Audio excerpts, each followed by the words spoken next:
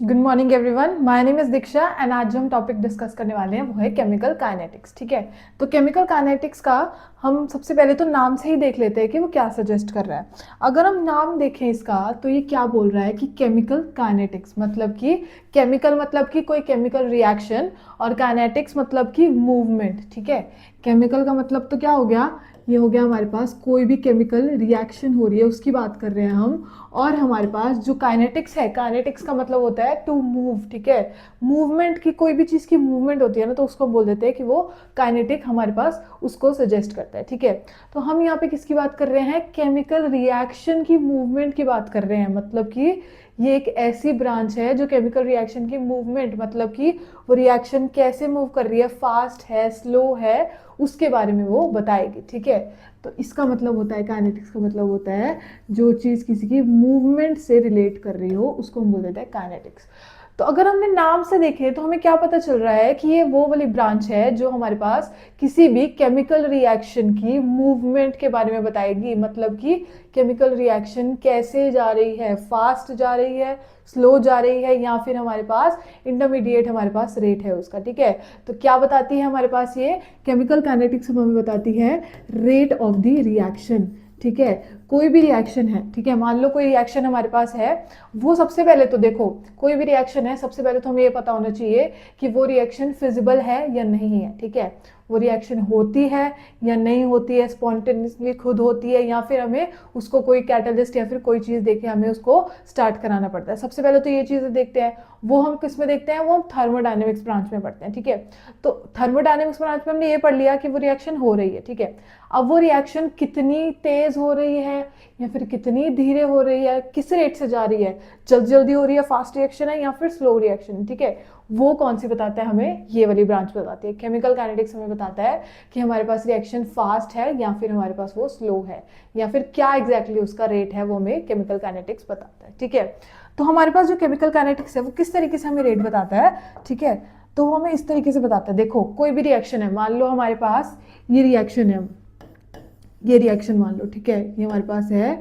कि हमने क्या किया कि दो मोल हमने रिएक्टेंट के लिए और उसको हमने किस में कन्वर्ट कर दिया, प्रोडक्ट में कन्वर्ट कर दिया। ठीक है, ये हमारे पास रिएक्शन आ गई है कि 2 मोल रिएक्टेंट लेके वो किस में कन्वर्ट हो गया है, 3 मोल्स ऑफ प्रोडक्ट में वो हमारे पास कन्वर्ट हो गया। ठीक है, अब हमें इस रिएक्शन का रेट जानना है। ठीक है, अभी तो हमने पढ़ लिया कि हमने थ्योरेटिकली देख लिया कि केमिकल काइनेटिक्स हमें रेट बताती है, ये हमें पता चल गया। कैसे बताती है, हमें मैथमेटिकली फाइंड आउट करना है कि किस तरीके से बताती है। ठीक है, तो हमने एक रिएक्शन का एग्जांपल लेके कर लिया है कि ये हमारे पास एक रिएक्शन है, हमें इसका रेट निकालना है। ठीक है, तो कैसे बताएंगे, देखो अब इस रिएक्शन को अगर आप देखो तो इसके अंदर आपको क्या नोन है, यहाँ पे हमें सिर्फ ये पता है कि रिएक्शन हो रही है। ठीक है, मान लो आपने कुछ रिएक्टेंट लिया था और आपको कुछ प्रोडक्ट मिल गया, तो इसमें आपके पास क्या नोन है, आपने कुछ कंसंट्रेशन लिया होगा रिएक्टेंट का, कितना कंसंट्रेशन लिया है ये तो हमें नोन होगा कि कितना कंसंट्रेशन हमने लिया है ना, ये हमें पता होगा कि हमने कितना कंसंट्रेशन लिया है। और हमें प्रोडक्ट कितना मिला है हम वो भी पता है कि हमारा प्रोडक्ट आ जाएगा तो हम उसको देख लेंगे कि उसकी कंसंट्रेशन क्या है। तो हमें क्या पता है, हमें रिएक्टेंट और प्रोडक्ट की हमें कंसंट्रेशन पता है इस रिएक्शन के अंदर। एक चीज हमें ये पता है, दूसरी चीज हमें ये पता है कि जो हमारी रिएक्टेंट प्रोडक्ट में कन्वर्ट हो रहा है वो हमारे पास कितने वक्त में हो रहा है। ठीक है, तो हमें एक क्या पता है, टाइमिंग पता है कि कितने टाइम में वो रिएक्शन हमारे पास कंप्लीट हो रही है। तो ये दो चीजें हमें पता है। ठीक है, अभी अगर दो चीजें हमें पता है तो यहां से हम कैसे निकाल सकते हैं रेट ऑफ द रिएक्शन, तो हमारे पास एक फॉर्मूला होता है, फॉर्मूला हमारे पास क्या बोलता है कि रेट ऑफ द रिएक्शन क्या होती है हमारे पास, ये होती है change, rate of the reaction हमारे पास आती है चेंज इन कंसंट्रेशन। क्या क्या बताती है हमें, एक तो हमें पता है कंसंट्रेशन पता है और एक हमें पता है टाइम पता है। ठीक है, ये दोनों चीजें पता है, यहां से हमें क्या निकालना है, रेट निकालना है। तो क्या फॉर्मूला होता है हमारे पास, change in concentration of reactant या फिर प्रोडक्ट। ठीक है, चेंज होगा कंसंट्रेशन में, कितना चेंज हो रहा है हमारे पास रिएक्टेंट की कंसंट्रेशन में या फिर हम प्रोडक्ट के कंसंट्रेशन में चेंज देख लेते हैं। और किसके टर्म्स में देखते हैं, चेंज इन टाइम। ठीक है, किसके टर्म्स में देखते हैं, चेंज इन टाइम के टर्म्स में। ठीक है, तो हम क्या देखते हैं कि कितनी कंसंट्रेशन हमारे पास रिएक्टेंट की चेंज हुई है और कितने वक्त में हुई है। ठीक है, तो हमने क्या देखना है कि कितना कंसंट्रेशन चेंज हो रहा है हमारा रिएक्टेंट का या फिर प्रोडक्ट का और कितने टाइम में हो रहा है। अगर हमें ये पता चल जाएगा कि हमारा रिएक्टेंट इतना था और अब इतने टाइम में वो इतना बच गया है, तो हमारे पास हम क्या निकाल पाएंगे, उसकी रेट निकाल पाएंगे। ठीक है, मान लो स्टार्टिंग में हमने कुछ मोल लिए थे, 10 मोल लिए थे। ठीक है, तो हमारे पास वो रिएक्टेंट क्या हुआ, प्रोडक्ट में कन्वर्ट हो गया। तो हमारे पास अब पता चल जाएगा ना कि रिएक्टेंट अब आखिर ऑफ द रिएक्शन, जब रिएक्शन पूरी हो गई तो कितना हमारे पास रिएक्टेंट बच गया वो हमें पता चल जाएगा। तो वो क्या हुआ, चेंज इन कंसंट्रेशन हुई वो। ठीक है, तो चेंज इन कंसंट्रेशन हमें पता चल जाएगी और उसको हम क्या करेंगे, चेंज इन टाइम से, कि कितने टाइम में वो कंसंट्रेशन चेंज हुई है उससे क्या कर देंगे, हम डिवाइड कर देंगे। तो हमारे पास क्या आ जाएगा, रेट ऑफ द रिएक्शन हमारे पास आ जाएगी। हमने क्या देखा कि कितनी कंसंट्रेशन चेंज हो रही है कितने टाइम में। ठीक है, कितनी हमारे पास कंसंट्रेशन चेंज आ रहा है कंसंट्रेशन में और वो कितने टाइम में आ रहा है। ठीक है, अब यहाँ पे ना हमारे पास एक और टर्म होती है, यहाँ पे जो टर्म हमारे पास एक और आती है वो होती है स्टोकियोमेट्रिक कोफिशिएंट। ठीक है, यहाँ पर हम इसके साथ नीचे क्या कर देते हैं, स्टोकियोमेट्रिक कोफिशिएंट भी मल्टीप्लाई करते हैं। ठीक है, तो हमारे पास यहाँ पे ये भी होता है। अब ये क्यों होता है, ये हमें एग्जाम्पल से मैं आपको क्लियर करूंगी। ये आपको एग्जाम्पल जब अभी हम डिस्कस करेंगे तो आपको क्लियर हो जाएगा कि हम स्टोकियोमेट्रिक कोफिशिएंट क्यों लेते हैं। स्टोकियोमेट्रिक कोफिशिएंट होता है कितने मोल हमने ये रिएक्टेंट लिया था या फिर ये हमारे पास प्रोडक्ट हमें मिला है। ठीक है, तो कितने मोल मिला है, ये देखो प्रोडक्ट के साथ जो टर्म लगी होती है उसी को तो बोलते हैं ना हम, या फिर रिएक्टेंट के साथ जो टर्म्स होती हैं, कितने मोल हमने लिया था, वो हमारे पास क्या होती है, स्टोकियोमेट्रिक कोफिशिएंट होती है। उसको भी हम क्या कर देते हैं, यहाँ पे मल्टीप्लाई करते हैं नीचे। अब क्यों करते हैं वो हम एग्जाम्पल से समझेंगे। ठीक है, ये हमारे पास आ जाता है formula for the change in rate of the reaction. ठीक है, तो हमारे पास ये रेट ऑफ द रिएक्शन का फॉर्मूला आ जाता है। अब एक और चीज हमारे पास क्या आती है कि हमारे पास ये हमने स्टोकियोमेट्रिक कोफिशिएंट क्यों लिया। ठीक है, अब ये जो स्टोकियोमेट्रिक कोफिशिएंट क्यों लिया इसको हम समझ लेते हैं अब एक एग्जांपल से। ठीक है, तो हम एग्जांपल की तरफ चलते हैं। अब एग्जांपल हमारे पास हम ले लेते हैं। ठीक है, यही वाला एग्जांपल ले लें, इसी एग्जांपल से समझने की कोशिश करते हैं। ठीक है, एग्जांपल हमारे पास है, ये रिएक्शन है। हम बोल रहे हैं कि जब रिएक्शन स्टार्ट हुई ना तो हमारे पास था time is equals to 0 seconds. ठीक है, अभी रिएक्शन स्टार्ट नहीं हुई है तो हमारे पास क्या है, टाइम क्या है, 0 सेकेंड है। और क्योंकि रिएक्शन स्टार्ट नहीं हुई है तो मतलब हमारे पास कुछ कंसंट्रेशन रिएक्टेंट की होगी ना। हमने जो कंसंट्रेशन रिएक्टेंट की ली है वो तो हमें पता है ना, हम कितनी रिएक्टेंट ले रहे हैं, और हमारे पास प्रोडक्ट तो रिएक्शन खत्म होने पे पता चलेगा। रिएक्टेंट तो हम स्टार्टिंग में लेते हैं तो उसकी कंसंट्रेशन हमें पता होती है। ठीक है, तो हमने क्या किया, रिएक्शन अभी स्टार्ट नहीं हुई है, हमने ले लिया रिएक्टेंट। ठीक है, हमने रिएक्टेंट ले लिया, सी कंसंट्रेशन ले ली उसकी। ठीक है, तो हम अभी रिएक्शन स्टार्ट नहीं हुई है तो कंसंट्रेशन हमारे पास रिएक्टेंट की कितनी है, सी है, और प्रोडक्ट अभी नहीं बना है क्योंकि रिएक्शन तो स्टार्ट ही नहीं हुई, तो हमारे पास प्रोडक्ट अभी नहीं बनेगा। उसके बाद हमने बोला कि अब हमारे पास ना क्या हो गया, time is equals to T seconds हो गए। अब हमारे पास वक्त कुछ बीत गया है, टाइम हमारे पास कुछ है जिसको हमने टी सेकेंड्स ले लिया कि टी सेकेंड्स हमारे पास हो गए हैं। ठीक है, अब टी सेकेंड्स हो गए हैं मतलब कि अब हमारे पास कुछ रिएक्टेंट कम हुआ होगा और वो प्रोडक्ट में कन्वर्ट हुआ होगा। जब रिएक्शन स्टार्ट नहीं हुई थी तो हमारे पास सिर्फ रिएक्टेंट था और हमारे पास प्रोडक्ट नहीं था। अब हमारे पास रिएक्शन कहीं तक पहुंच चुकी है, time is equals to T second हो चुके हैं, और अब हमारे पास क्या है, रिएक्टेंट कम हो गया होगा और प्रोडक्ट बन गया होगा। ठीक है, रिएक्टेंट हमारे पास कितना कम हो गया होगा, देखो सी माइनस कितना कम हुआ होगा, माइनस करेंगे ना कि जो हमारे पास स्टार्टिंग में कंसेंट्रेशन थी उससे कम हुआ है, और कितना कम हुआ है, 2x कम हुआ है हमारे पास। ठीक है, कितना कम हुआ है हमारे पास, 2x कम हुआ है। यहाँ पे 2 मोल्स लिए थे ना रिएक्टेंट के, इसलिए हमने क्या कर दिया, 2x हमने इसमें से माइनस कर दिया। ठीक है, अब हमारे पास क्या आ गया, ये आ गई कंसंट्रेशन ऑफ रिएक्टेंट जब हमारी रिएक्शन किसी पॉइंट पे पहुंच चुकी है, वक्त हमारे पास कुछ बीत चुका है। ठीक है, तो हमारे पास आ गई यहाँ पे ये कंसंट्रेशन, रिएक्टेंट कम हुआ है तो c माइनस 2x। अब प्रोडक्ट हमारे पास कुछ बन गया होगा, स्टार्टिंग ऑफ द रिएक्शन में कोई प्रोडक्ट नहीं था, अब हमारे पास कुछ टाइम चला गया है तो प्रोडक्ट बन चुका है। कितना प्रोडक्ट बना होगा, 3x हमारे पास प्रोडक्ट बन गया होगा, 3x हमारे पास यहाँ पे प्रोडक्ट बन गया होगा, ठीक है। तो ये हमने देख लिया कि t is equals to 0 seconds पे हमारे पास कंसंट्रेशन c थी रिएक्टेंट की, और हमारे पास प्रोडक्ट अभी नहीं बना था बिकॉज रिएक्शन स्टार्ट ही नहीं हुई थी। बट जब हमने कुछ टाइम के बाद देखा time is equals to t seconds पे, तो हमने देखा c माइनस 2x की कंसंट्रेशन हमारे पास रिएक्टेंट की कुछ कम हो गई थी और प्रोडक्ट कुछ हमारे पास बन गया था, ठीक है। तो ये हमारे पास आ गया हमारे पास कंसंट्रेशन और टाइम की टर्म्स। अब हम वो फॉर्मूला लगा ले अपना जो हमारे पास रेट ऑफ द रिएक्शन का था, ठीक है। अब हम वो वाला फॉर्मूला लगा लेते हैं। तो वो वाला फॉर्मूला जब हम लगा रहे हैं ना, तो उसको हम दो टर्म्स में लगाएंगे, ठीक है। एक हम लगाएंगे कि हम लोग उसको लगाएंगे रिएक्टेंट के टर्म्स में, और एक हम लगाएंगे उसको प्रोडक्ट के टर्म में। अगर आपको भी याद हो मैंने अभी क्या लिखवाया था कि हम change in concentration of reactant भी कर सकते हैं या फिर प्रोडक्ट भी कर सकते हैं। Change in concentration of reactant लिखवाया था मैंने और प्रोडक्ट, ठीक है। तो हम क्या करते हैं, दोनों के टर्म्स में उसको समझते हैं, ठीक है। दोनों के टर्म्स में उसको समझ लेते हैं। सबसे पहले हम यहाँ पे देखते हैं रिएक्टेंट के टर्म में, ठीक है। हम क्या करते हैं, इसको रिएक्टेंट के टर्म में हम समझते हैं। देखो रिएक्टेंट के टर्म में जब आप समझने जाओगे तो हमने क्या बोला था कि रेट क्या थी हमारे पास, चेंज इन कंसंट्रेशन, क्या थी, change in concentration of reactant upon में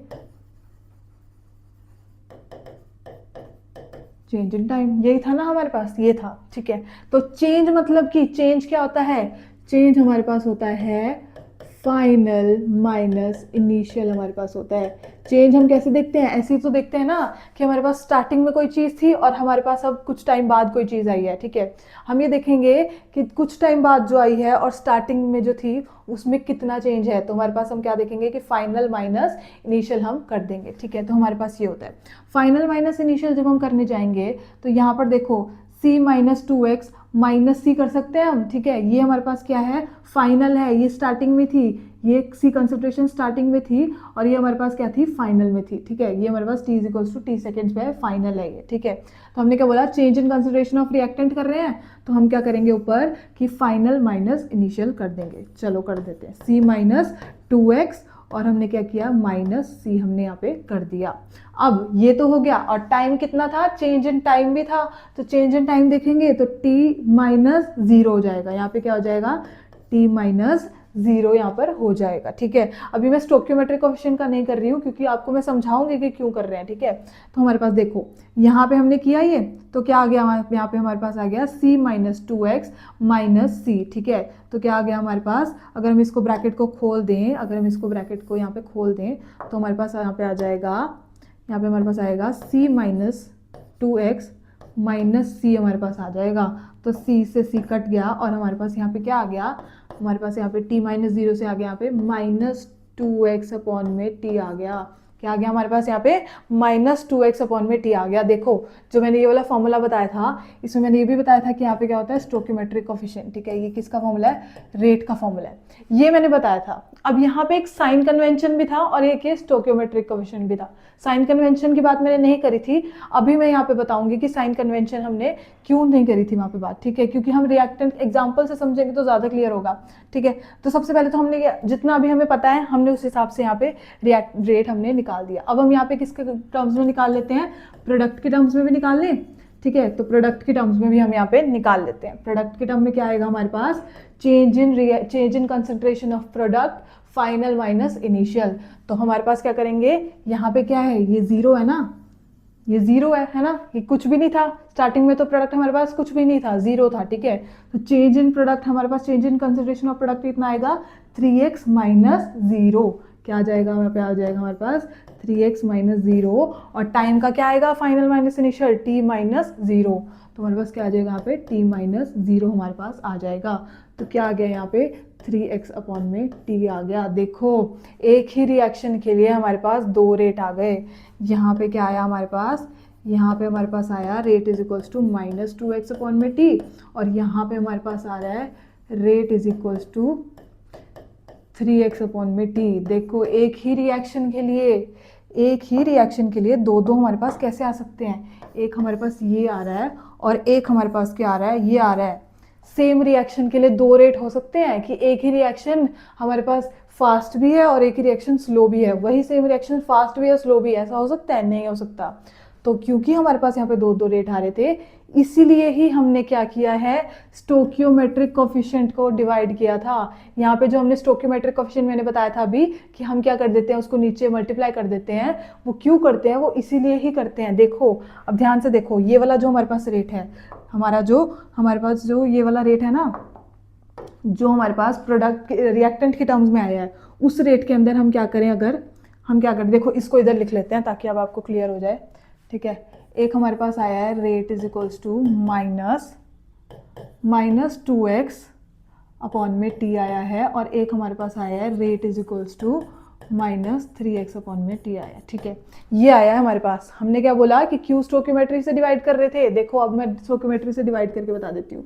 ये वाली टर्म मिसिंग थी ना, ये तो हमने निकाल लिया था। ठीक है, ये इतना हमने निकाल दिया था, change in concentration of reactant upon में चेंज इन टाइम। ठीक है, स्टोकियोमेट्री नहीं अभी हमने लिखा था, स्टोकियोमेट्री अब हम लिख के देखते हैं। ठीक है, स्टोकियोमेट्री लिख के देखते हैं। तो हमारे पास रिएक्टेंट की स्टोकियोमेट्री कितनी है, रिएक्टेंट की स्टोकियोमेट्री है हमारे पास 2। ठीक है, तो हमने क्या कर देना है, इसको नीचे डिवाइड कर देना है। ठीक है, नीचे ही था ना ये, यहाँ पे नीचे है ना चेंज इन टाइम के साथ, तो -2x अपॉन में t इंटू 2 आ गया। तो हमारे पास क्या आ गया, यहाँ पे 2 से 2 कट गया, तो हमारे पास आ गया -x अपॉन में t। क्या आ गया हमारे पास, रेट हमारे पास आ गया -x अपॉन में t, हमारे पास रेट आ गया इसका।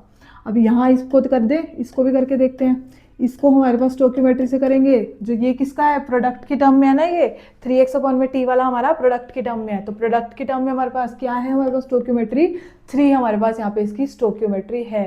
तो स्टोकियोमेट्री यहाँ से क्या कर देंगे, यहाँ पे भी क्या कर देंगे, डिवाइड कर देंगे। क्या आया, स्टोकियोमेट्री से कट गया, 3 से 3 कट गया, और हमारे पास आ गया x अपॉन में t आ गया। देखो अब क्या आ गया, दोनों का रेट इक्वल आ गया। उसका -x अपॉन में t है और इसका x अपॉन में t है। ठीक है, अब देखो क्या है, x अपॉन में t आ गया। स्टोकियोमेट्री चीज हमारे पास क्लियर होगी कि हमने स्टोकियोमेट्री को क्यों डिवाइड किया था। अब हम आ जाते हैं साइन कन्वेंशन पे, कि साइन कन्वेंशन यहाँ पे -x/t आ रहा है और यहाँ पे क्या आ रहा है, x/t आ रहा है। क्यों आ रहा है यहाँ पे x/t, देखो हम क्या बोलते हैं ना, देखो उधर -x/t आ रहा था और यहाँ पे x/t आ रहा है। हम क्या कर देते हैं, अगर हम इसकी चेंज इन कंसंट्रेशन देखें ना, यहाँ पे जो हमारे पास चेंज इन कंसंट्रेशन आती है, जो रिएक्टेंट के अंदर हमारे पास चेंज इन कंसंट्रेशन आती है, वो हमारे पास आती है नेगेटिव के अंदर। देखो जब हम रिएक्टेंट के टर्म में लिखते हैं ना, तो हम क्या लिखते हैं, यह जो हम रिएक्टेंट के टर्म में लिखते हैं, ये हम रिएक्टेंट के टर्म में लिखते हैं ना, तो हम ऐसे बोलते हैं -ΔR/T। ठीक है, -ΔT और ऐसे लिख देते हैं। क्यों लिखते हैं ना, ये इसीलिए ही लिखते हैं। देखो इसीलिए ही लिखते हैं। अभी तो ये वाला जो साइन आया ना, ये हमारे पास इसका ये वाला ये नहीं लगाया अभी तक हमने, ये वाला माइनस नहीं लगाया है हमने अभी।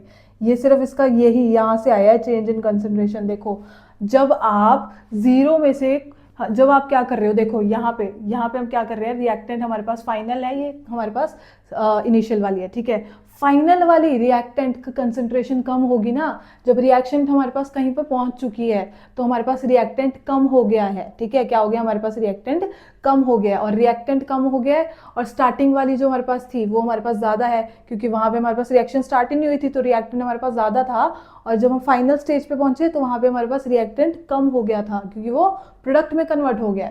तो हमने क्या करना होता है इसके अंदर, फाइनल माइनस इनिशियल तो ये करना होता है ना, चेंज इन कंसंट्रेशन के अंदर हमें फाइनल माइनस इनिशियल करना होता है, और रिएक्टेंट की कंसंट्रेशन फाइनल वाली तो कम होती है, और जो हमारे पास इनिशियल वाली होती है वो ज़्यादा होती है। तो ऑब्वियसली जब आप कम में से ज़्यादा वाली चीज़ माइनस करोगे तो आपके पास क्या आता है, नेगेटिव में आता है। वो आंसर किस में आता है, हमारे पास नेगेटिव में आता है। ठीक है, इसीलिए ही हम क्या कर देते हैं, एक नेगेटिव साइन और लगा देते हैं, ताकि जो हमारे पास यहाँ पे डेल्टा आर आएगा ना, माइनस इनिशियल से, जो कि नेगेटिव आएगी टर्म।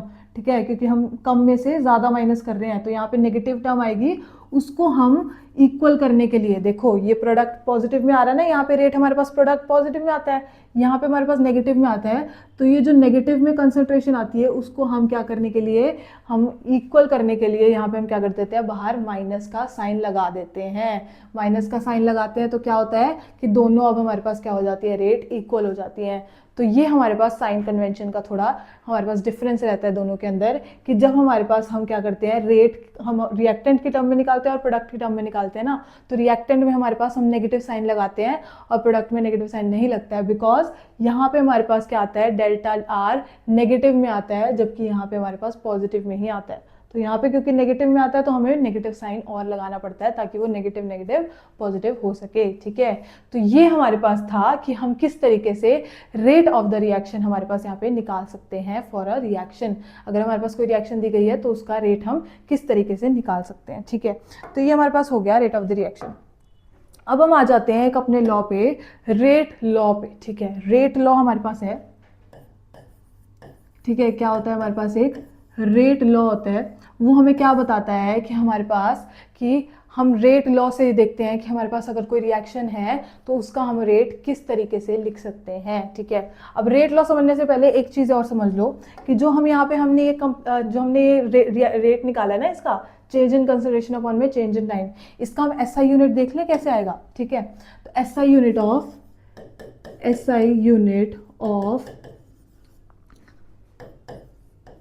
ठीक है, एसआई यूनिट हम देख लेते हैं इसका क्या होगा, रेट का एसआई यूनिट क्या आ जाएगा। देखो हम क्या बोल रहे हैं कि एसआई यूनिट हमारे पास कैसे आएगा, चेंज इन कंसंट्रेशन। रेट क्या है हमारे पास, चेंज इन कंसंट्रेशन अपॉन में चेंज इन टाइम है, और हमारे पास नीचे यहाँ पे स्टोइकियोमेट्रिक कोएफिशिएंट है। यही तो है ना, यही हमारे पास क्या है, रेट है, ठीक है। यही हमारे पास फॉर्मूला था रेट का। अब हमारे पास देखो कैसे आएगा इसका SI unit, change in concentration. हम क्या कर रहे हैं, कंसंट्रेशन का चेंज निकाल रहे हैं। तो कंसंट्रेशन ही है ना ऊपर तो हमारे पास, तो कंसंट्रेशन का हमारे पास क्या होता है, कंसंट्रेशन मोलैरिटी हमारे पास क्या होती है, मोल लीटर इनवर्स के अंदर हम लेते हैं, किसके टर्म में लेते हैं, मोल लीटर इनवर्स के टर्म में हमारे पास कंसंट्रेशन होती है, ठीक है। तो हमारे पास क्या हो गई, ऊपर कंसंट्रेशन तो हो गई, और नीचे क्या होता है, टाइम होता है। और टाइम को हम किसके टर्म्स में लिखते हैं, सेकेंड्स के टर्म में लिखते हैं, ठीक है। किसके टर्म में लिखते हैं, सेकंड की टर्म में लिखते हैं। और स्टोइकियोमेट्रिक कोएफिशिएंट क्या है, वो तो एक नंबर ही है। स्टोइकियोमेट्रिक कोएफिशिएंट क्या है हमारे पास, एक नंबर ही है। तो हमारे पास उस नंबर को हम, उसकी तो कोई हमारे पास ऐसा यूनिट होती नहीं ना, तो हम उसको यहाँ पे नहीं लिखेंगे, ठीक है। तो हमने क्या बोला कि चेंज इन कंसंट्रेशन मतलब ऊपर कंसंट्रेशन वाली टर्म है, और चेंज इन टाइम मतलब नीचे टाइम वाली टर्म है। तो कंसंट्रेशन की ऐसा यूनिट क्या होती है हमारे पास, मोल लीटर इनवर्स, मोलैरिटी है ना, तो मोल लीटर इनवर्स हमारे पास हो जाती है। और नीचे हमारे पास क्या है, चेंज इन टाइम, और टाइम हमारे पास होता है सेकंड्स के टर्म में। तो हमारे पास क्या आ गया इसका, और स्टोइकियोमेट्रिक कोएफिशिएंट नंबर होता है इसीलिए हम उसका कुछ लिखेंगे नहीं, ठीक है। तो mole litre inverse second inverse हमारे पास आ जाता है, रेट की हमारे पास एसआई यूनिट आ जाती है, ठीक है। तो एसआई यूनिट हमारे पास क्या होती है, रेट की mole litre inverse second inverse, ठीक है। और यही अगर हमारे पास क्या हो, गैस में लिखना हो, ठीक है। अगर हमें गैशियस कंपाउंड का निकला है, अगर हमें रेट गैशियस कंपाउंड के निकालने के लिए बोला है, तो वहां पे चेंज इन कंसंट्रेशन नहीं होगी, वहां पे क्या होगा, चेंज इन प्रेशर हो जाएगा, ठीक है। वहां पे हमारे पास आ जाएगा चेंज इन प्रेशर आ जाएगा, वहां पे चेंज इन प्रेशर आ जाएगा अपॉन में चेंज इन टाइम और इनटू स्टोइकियोमेट्रिक कोएफिशिएंट। और चेंज इन प्रेशर, प्रेशर हमारे पास किसके टर्म्स में लिखते हैं हम, एटमॉस्फेयर के टर्म में भी लिखते हैं, बाहर के टर्म में भी लिखते हैं ना, तो इन सब के टर्म्स में लिखते हैं। तो हम क्या लिख देंगे, ऊपर क्या आ जाएगा, चेंज इन प्रेशर मतलब कि एटमॉस्फेयर, किसके टर्म में, एटमॉस्फेयर, और नीचे क्या है, सेकेंड ही है, और नीचे स्टोइकियोमेट्रिक कोएफिशिएंट भी है, और स्टोइकियोमेट्रिक कोएफिशिएंट का तो नंबर होता है तो हम लिखेंगे ही नहीं। तो क्या हो गया इसका, हमारे पास हो गया ये एटमॉस्फेयर सेकेंड इनवर्स, ठीक है। तो जब हम क्या करेंगे, जब हमारे पास हम क्या करेंगे, लिक्विड स्टेट के हमारे पास रिएक्शन कोई हो रही होगी, तो वहाँ पे क्या होगा, mole litre inverse second inverse हो जाएगा। और जब हमारे पास गैशियस कंपाउंड्स की हमारे पास कोई रिएक्शन हो रही होगी, तो वहाँ पे हो जाएगा एटमॉस्फेयर सेकेंड इनवर्स, हमारे पास रेट की एसआई यूनिट हो जाएगी। तो ये हमारे पास होगी एसआई यूनिट, ठीक है। तो एसआई यूनिट का हमें पता चल गया, और हमें ये भी पता चल गया कि रेट ऑफ द रिएक्शन हम किस तरीके से निकालते हैं। नेक्स्ट अब हम आ जाते हैं रेट लॉ पे। रेट लॉ हमारे पास क्या बोलता है कि अगर आपके पास कोई रिएक्शन है, मान लो कि अगर आपके पास कोई रिएक्शन है जो कि हो रही है इस तरीके से हो रही है, ठीक है। ये कोई रिएक्शन है हमारे पास जिसमें हमने क्या देखा कि हमारे पास कुछ मोल्स ऑफ ए थे, ठीक है, और कुछ मोल्स ऑफ बी हैं, जो कि हमारे पास किस में कन्वर्ट हो रहे हैं, प्रोडक्ट में कन्वर्ट हो रहे हैं। और कौन से रेट कांस्टेंट से, के रेट कांस्टेंट से, ठीक है। ये कांस्टेंट क्या है ये भी हम अभी समझेंगे, ठीक है। अभी आप सिर्फ ये समझो कि हमारे पास एक रिएक्शन है, जो हमारे पास ए हमारे पास रिएक्टेंट है, उसका ए मोल ले रखा है, और बी रिएक्टेंट है, उसका बी मोल ले रखा है, और हमारे पास वो प्रोडक्ट में कन्वर्ट हो रहा है। अब वो बोल रहा है कि अगर हमें इस रिएक्शन का क्या लिखना हो, रेट लॉ लिखना हो, तो हम कैसे लिखेंगे, ठीक है। तो रेट लॉ क्या बोलता है, रेट लॉ बोलता है that rate of the reaction, ऐसी रिएक्शन के अंदर क्या होता है, rate of the reaction is directly proportional to the concentration of its reactant. किसके reaction, rate of the reaction किसके डायरेक्टली प्रोपोर्शनल होता है, अपने उसके रिएक्टेंट के, उसके क्या, रिएक्टेंट की कंसंट्रेशन के, और उन कंसंट्रेशन की रेस टू द पावर क्या होनी चाहिए, कुछ वैल्यूज होनी चाहिए, ठीक है। कुछ वैल्यूज होनी चाहिए, क्या वैल्यूज होनी चाहिए, वो ऐसी वैल्यूज होंगी जो हमारे पास स्टोइकियोमेट्रिक कोएफिशिएंट के इक्वल हो भी सकती हैं और नहीं भी हो सकती हैं, ठीक है। ये आपने लाइन तो सुन ली, अब इसको समझते हैं। क्या बोला रेट लॉ ने, रेट लॉ ने बोला कि हमारे पास रेट ऑफ द रिएक्शन, अगर कोई इस तरीके की रिएक्शन दे रखी है, इस तरीके की हमारे पास क्या दे रखी है, एलिमेंट्री रिएक्शन अगर हमें दे रखी है, या फिर कॉम्प्लेक्स रिएक्शन दे रखी है, ठीक है। एलिमेंट्री रिएक्शन के अंदर तो हम सीधा सीधा रेट लॉ निकाल लेते हैं, कॉम्प्लेक्स के अंदर नहीं निकाला जाता, ठीक है। तो सबसे पहले तो इसने बोला, सबसे पहले एलिमेंट्री और कॉम्प्लेक्स को क्या बोलते हैं, देखो एलिमेंट्री और कॉम्प्लेक्स रिएक्शन ही समझते हैं। एलिमेंट्री रिएक्शन हमारे पास होती है वन स्टेप रिएक्शन, जो हमारे पास एक स्टेप के अंदर कन्वर्ट हो जाएगी। एक रिएक्टेंट था, बी में कन्वर्ट हो गया, एक रिएक्टेंट था, बी में कन्वर्ट हो गया, एक स्टेप की रिएक्शन है, ठीक है। क्या है, एक स्टेप की रिएक्शन है, ए टू बी। कॉम्प्लेक्स रिएक्शन हमारे पास कौन सी होती है, मल्टी स्टेप रिएक्शन होती है। क्या होती है, मल्टी स्टेप रिएक्शन हमारे पास ये हो जाती है। मल्टी स्टेप रिएक्शन मतलब कि हमारे पास पहले ए बी में कन्वर्ट हुआ, फिर बी सी में कन्वर्ट हुआ, और फिर सी डी में कन्वर्ट हुआ, ठीक है। तो ये हमारे पास हो जाती है कॉम्प्लेक्स रिएक्शन। एलिमेंट्री रिएक्शन एक स्टेप में कन्वर्ट होने वाली, और कॉम्प्लेक्स रिएक्शन हमारे पास जो स्टेप वाइज चले, कि ए बी में कन्वर्ट हो रहा है, फिर बी सी में, सी डी में, है ना। तो ये हमारे पास कॉम्प्लेक्स रिएक्शन हो जाती है, ठीक है। तो हमारे पास क्या बोला था रेट लॉ ने, कि रेट लॉ बोलता है कि rate is directly proportional to concentration of its reactant raised to some power, उसके रेस टू पावर हम कर देंगे कुछ वैल्यूज के, और ये वैल्यूज क्या हैं, ये एक्स और वाई क्या है, it can be the stoichiometric coefficient और it can not be the stoichiometric coefficient. मतलब ये एक्स और वाई ए और बी के इक्वल हो भी सकते हैं और नहीं भी हो सकते। कब होंगे हमारे पास एक्स और वाई के इक्वल, जब हमारे पास क्या होगी, एलिमेंट्री रिएक्शन होगी। एक स्टेप की रिएक्शन है, हमें पता है कि ए टू बी में वो कन्वर्ट हो रही है, तो ए टू बी में कन्वर्ट हो रही है, तो ऑब्वियसली जो स्टोइकियोमेट्रिक कोएफिशिएंट आएंगे वही हमारे पास इसके रेस टू द पावर हो जाएंगे इन दी एलिमेंट्री रिएक्शन, क्योंकि वो एक ही स्टेप में हो रही है। बट जो कॉम्प्लेक्स रिएक्शन है उसके अंदर तो बहुत सारे स्टेप्स है ना, बहुत सारे हमारे पास उसके अंदर क्या है, स्टेप्स हैं। तो वहां पे हम नहीं बता पाएंगे कि हमारे पास कौन से वाले स्टोइकियोमेट्रिक कोएफिशिएंट यूज हुआ है, ठीक है। तो वहां पे क्या होता है, वहां पे हम ये बोल देते हैं कि it is raise to the some power which may और may not be the stoichiometric coefficient. Stoichiometric coefficient किसके केस में था, एलिमेंट्री के केस में, कॉम्प्लेक्स के केस में नहीं। अब आप ये बोलोगे कॉम्प्लेक्स, तो आपको सीधा दिख जाएगी ना कि हाँ मतलब ये रिएक्शन है, मान लो ये ऐसे लिखा है कि A is equals to B है, ठीक है। ये आपको सीधा दिख रही है ना कि एलिमेंट्री है, नहीं। कभी कभार ऐसे रिएक्शन लिखी होती है, बट हमारे पास वो काफी स्टेप्स के अंदर हमारे पास वो हो रही होती है रिएक्शन। तो you can not tell reaction by just seeing it कि हमारे पास ये एलिमेंट्री है या फिर कॉम्प्लेक्स है, ठीक है। तो कभी कभार तो लिखी होती है पूरी रिएक्शन कि हाँ हाँ ये वाला स्टेप है, बट कभी कभार क्या करते हैं, वो डायरेक्टली लिख देते हैं कि इससे इसमें कन्वर्ट हो रहा है, वो बीच के स्टेप्स नहीं लिखते हैं। तो आप हमेशा स्टोइकियोमेट्रिक कोएफिशिएंट की पावर नहीं लिख सकते जब तक वो ये ना बताए कि वो एलिमेंट्री रिएक्शन है। जब तक उसने बता दिया एलिमेंट्री रिएक्शन है तो आप स्टोइकियोमेट्रिक कोएफिशिएंट उसकी पावर कर सकते हो, बट अगर उसने नहीं बताया है, चाहे वो रिएक्शन एक स्टेप में लिखी हुई है, तब तक आप नहीं लिखोगे, ठीक है। तो ये हमारे पास हो जाता है एलिमेंट्री और कॉम्प्लेक्स रिएक्शन का, ठीक है। तो ये हमारे पास था रेट लॉ। रेट लॉ हमारे पास समझ में आया। अब देखो ये हमारे पास डायरेक्ट, हमारे पास क्या है, प्रोपोर्शनैलिटी कांस्टेंट हमारे पास यहाँ पे हम कुछ लगाएंगे, क्योंकि हमें क्या करना है, ये प्रोपोर्शनैलिटी का साइन हटाना है। हमें पता है प्रोपोर्शनैलिटी का साइन हटाएंगे तो क्या आएगा, कोई कांस्टेंट हमें इंट्रोड्यूस करना पड़ेगा। तो हम क्या करेंगे, कोई कांस्टेंट इंट्रोड्यूस कर देंगे, जिसको हमने क्या नाम दे दिया, के दे दिया। के हमने कांस्टेंट का नाम दे दिया, और हमने बोला कि हमने प्रोपोर्शनैलिटी कांस्टेंट हमने दे दिया के, और ये जो के होता है ये क्या होता है हमारे पास, ये हो जाता है इसको हम क्या दे देते हैं नाम, इसको बोल देते हैं हम रेट कांस्टेंट, ठीक है। तो क्या बोल देते हैं, रेट कांस्टेंट हो गया हमारे पास ये। देखो हमने बोला कि रेट लॉ बोलता है कि कोई भी रिएक्शन हो रही है, ये वाली रिएक्शन हमने ली कि ए प्लस बी गिव्स प्रोडक्ट, ठीक है।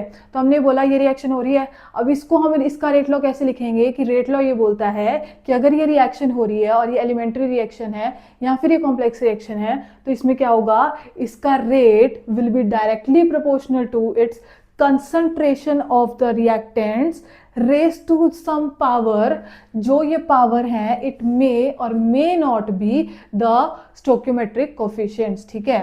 तो हमने ये बता दिया कि कब हमारे पास वो स्टोकियोमेट्रिक कोएफिशिएंट होंगी और कब वो नहीं होंगी। एलिमेंट्री में स्टोकियोमेट्रिक कोएफिशिएंट होंगी और कॉम्प्लेक्स में नहीं होंगी, ठीक है। तो ये हो गया।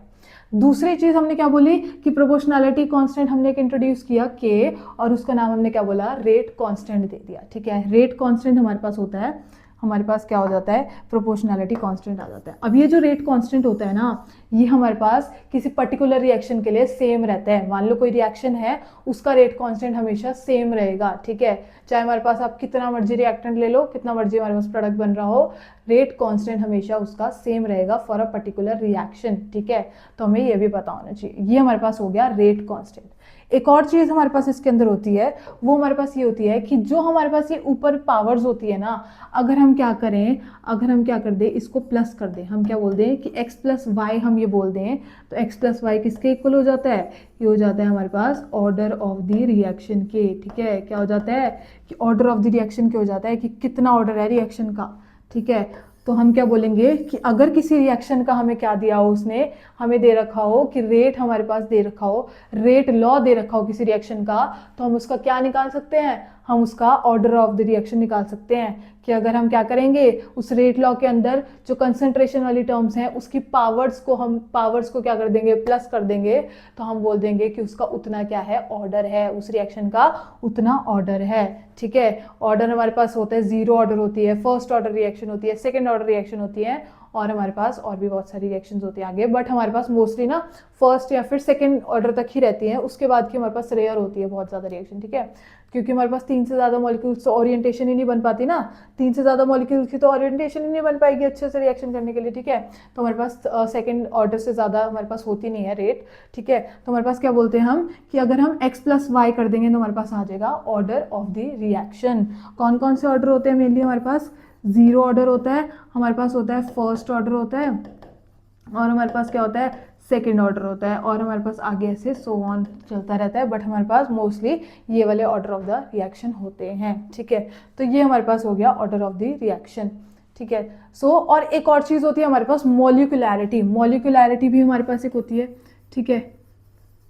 मॉलिक्यूलैरिटी क्या बोलती है कि हमारे पास उस रिएक्शन के अंदर कितने मॉलिक्यूल्स आपस में रिएक्ट किए टू फॉर्म अ प्रोडक्ट, ठीक है। मॉलिक्यूलैरिटी ये बोलती है कि कितने रिएक्टेंट हमारे पास आपस में हमारे पास क्या किए, रिएक्ट किए फॉर मेकिंग द प्रोडक्ट। मान लो अगर ये वाली रिएक्शन है ना हमारे पास, ये हमारे पास क्या है, एलिमेंट्री रिएक्शन है, हमने ये मान लिया कि एलिमेंट्री रिएक्शन है, एक ही स्टेप में कन्वर्ट हो रही है, ठीक है। तो अगर ये एक ही स्टेप में कन्वर्ट हो रही है तो इस रिएक्शन की हमारे पास मॉलिक्यूलैरिटी क्या हो जाएगी, ये ए प्लस बी हमारे पास इसकी मॉलिक्यूलैरिटी हो जाएगी। देखो फॉर एलिमेंट्री रिएक्शन हमारे पास ऑर्डर और मॉलिक्यूलैरिटी सेम हो जाती है, बट हमारे पास कॉम्प्लेक्स रिएक्शन के अंदर सेम नहीं होती, क्योंकि वहां पे तो एक्स और वाई पावर होती नहीं है ना, तो एक्स और वाई पावर नहीं होती तो प्लस करेंगे तो ऑर्डर भी सेम नहीं आएगा, ठीक है। तो हमारे पास जो एलिमेंट्री रिएक्शन होती है उसके अंदर हमारे पास यही वाली स्टोकियोमेट्री पावर में जाती है, तो इसलिए ऑर्डर भी सेम आ जाता है। और हम मॉलिक्यूलैरिटी किसको बोल रहे हैं कि हमारे पास कितने मॉलिक्यूल्स आपस में रिएक्ट कर रहे हैं रिएक्टेंट के टू फॉर्म अ प्रोडक्ट, कितने रिएक्ट कर रहे हैं, इसके ए और इसके बी आपस में रिएक्ट कर रहे हैं टू फॉर्म अ प्रोडक्ट, तो कितनी मॉलिक्यूलैरिटी हुई इसकी, ए प्लस बी हमारे पास इसकी मॉलिक्यूलैरिटी हो गई। और हमारे पास हमें पता है अगर ये एलिमेंट्री रिएक्शन है तो इसकी ऑर्डर भी ए प्लस बी के इक्वल ही है, तो एलिमेंट्री के अंदर ऑर्डर और मॉलिक्यूलैरिटी इक्वल हो जाते हैं, वेयर एज कॉम्प्लेक्स के अंदर नहीं हो पाते। तो मॉलिक्यूलैरिटी हमने क्या बोली, ऑर्डर समझ लिया था, मॉलिक्यूलैरिटी क्या बोल रहा है कि कितने मॉलिक्यूल्स आपस में रिएक्ट कर रहे हैं रिएक्टेंट के टू फॉर्म द प्रोडक्ट। और इस रिएक्शन के अंदर क्या है हमारे पास, ए प्लस बी हमारा जो मॉलिक्यूलैरिटी इसका होता है, ठीक है। So that was all about this topic, thank you.